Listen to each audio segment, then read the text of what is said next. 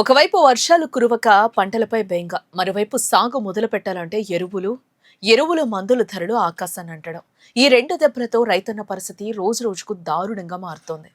గతేడాదితో పోలిస్తే కొన్ని ఫర్టిలైజర్ల ధరలు ఏకంగా 40 నుంచి 50% వరకు పెరగడంతో రైతులు తీవ్ర ఆందోళన వ్యక్తం చేస్తున్నారు. పంట వేయకపోతే నష్టం, వేస్తే పెట్టుబడి భారంతో అప్పులు. ఇదే ఇప్పుడు రైతన్న ఎదుర్కొంటున్న పరిస్థితి. తెలంగాణలో ఈసారి నైరుతి రుతుపవనాలు ఆశించిన స్థాయిలో కురవకపోవడంతో ఇప్పటికే చాలా ప్రాంతాల్లో విత్తనాలు వేయటం ఆలస్యమైంది. వర్షాల కోసం ఎదురుచూస్తున్న రైతులు వర్షం పడిన వెంటనే సాగు ప్రారంభించేందుకు సిద్ధమవుతుంటే ఇప్పుడు ఎరువుల ధరల పెరుగుదల కొత్త సమస్యగా మారింది. గత సీజన్లో ఎన్పీకే 20-20-0-13 బస్తా ధర సుమారు రూ. 1350 ఉండగా ఇప్పుడు అది 2150 చేరింది. అలాగే ఎన్పీకే 28-28-0 బస్తా ధర రూ. 1750 నుంచి రూ. 2500 పెరిగింది. అంటే ఒక్కో బస్తాపై దాదాపుగా 700 నుంచి 800 రూపాయల వరకు అదనపు భారం పడుతోందని రైతులు వాపోతూ ఉన్నారు. ఒక ఎకరా పంటకు సాధారణంగా 2 నుంచి 4 బస్తాల వరకు ఎరువులు అవసరం అవుతాయి. దీంతో ఒక్క ఎకరాపైనే ₹1000 అదనపు ఖర్చు పడుతోందని రైతులు చెప్తూ ఉన్నారు. చిన్న సన్నకారు రైతులకు ఈ భారం మరింత ఎక్కువగా ఉందని ఆవేదన వ్యక్తం చేస్తూ ఉన్నారు. దీంతో ఇప్పుడు రైతు పరిస్థితి చూస్తే పంట వెయ్యాలంటేనే భయంగా మారింది. ఒకవైపు వర్షాలు వస్తాయో రావో తెలియని పరిస్థితి, మరోవైపు లక్షల రూపాయలు పెట్టుబడి పెట్టాల్సి వస్తోంది. పంట బాగా పండినా గిట్టుబాటు ధర ఉంటుందో లేదో తెలీదు. పండకపోతే పెట్టిన పెట్టుబడి కూడా తిరిగి వచ్చే పరిస్థితి లేదు.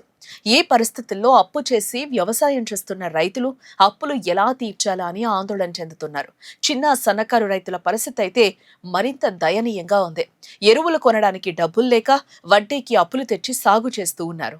పంట చేతికొచ్చే వరకు ప్రతిరోజు భయంతో గడుపుతున్నారు. వర్షాలు పడకపోతే నష్టం, అధిక వర్షాలు పడినా నష్టం.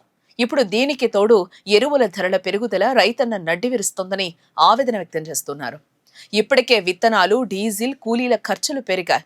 ఇప్పుడు ఎరువులు, పంట సంరక్షణ, మందుల ధరలు కూడా పెరగడంతో సాగు పెట్టుబడి భారీగా పెరిగిందని రైతు సంఘాలు చెప్తూ ఉన్నాయి.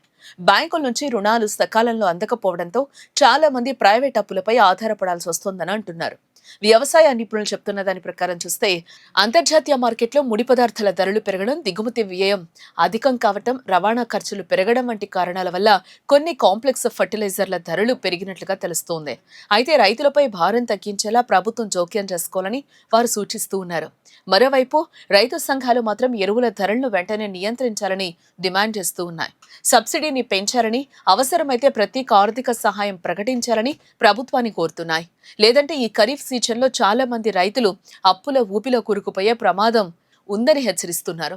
వర్షం కురవకపోవటం, ఇప్పుడు ఎరువుల ధరలు పెరుగుదల రెండూ కలిసి రైతన్నను తీవ్ర ఆందోళనకు గురి చేస్తూ ఉన్నాయి. వ్యవసాయం దేశానికి వెన్నెముక అంటాం. కానీ అదే రైతు ఈరోజు అప్పులు, పెరిగిన పెట్టుబడులు, అనిశ్చిత వాతావరణం మధ్య తీవ్ర ఇబ్బందులు ఎదుర్కొంటున్నాడు. రైతు నిలబడితేనే వ్యవసాయం నిలబడుతుంది. వ్యవసాయం నిలబడితేనే దేశ ఆర్థిక వ్యవస్థ బలపడుతుంది.